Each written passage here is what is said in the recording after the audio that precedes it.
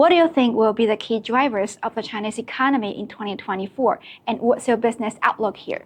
When people talk about slowing down, it's still one of the highest growth countries in the world.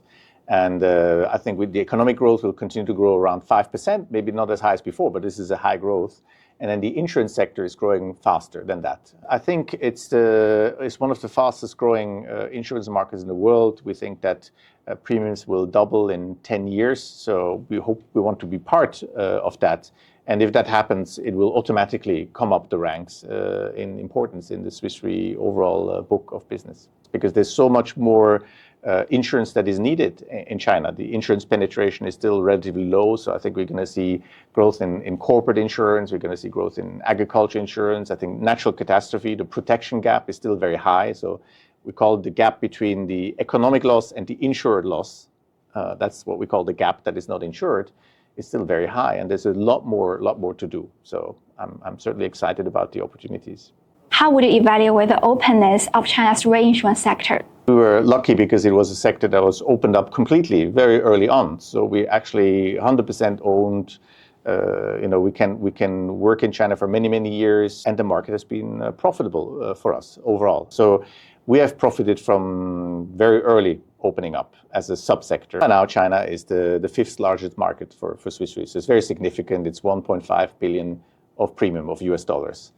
You can see the strong interest that many of our global clients have to enter the Chinese market. You can see the share of foreign insurers used to be very small, but it's growing, and you can see interest and investments there. But of course, they will have to face fierce competition from the local players. In which sectors may you consider increased investment in the Chinese market? On the life and health side is this aging population prospects. And it's the mortality products, which have gained a lot in popularity the last few years.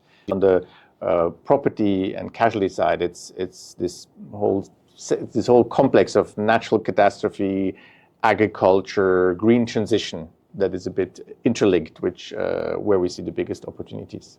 On the decarbonization front, I think China has a real potential competitive advantage. You have the technology, you have the production, and you have the will, and you have the decisiveness of the government to implement these new structures.